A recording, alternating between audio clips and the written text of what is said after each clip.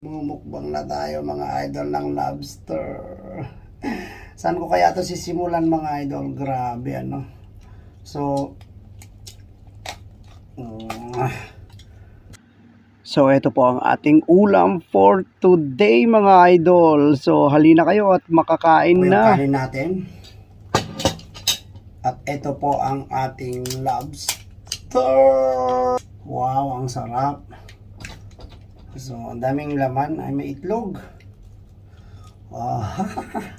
Diba? So, makain tayo ng lobster today. Lobster ni Aling Maliit ito Recipe ito ni Aling Maliit. Ito po yung kanyang lobster, fresh from the farm. Oh, charot. Sana all my farm ng lobster.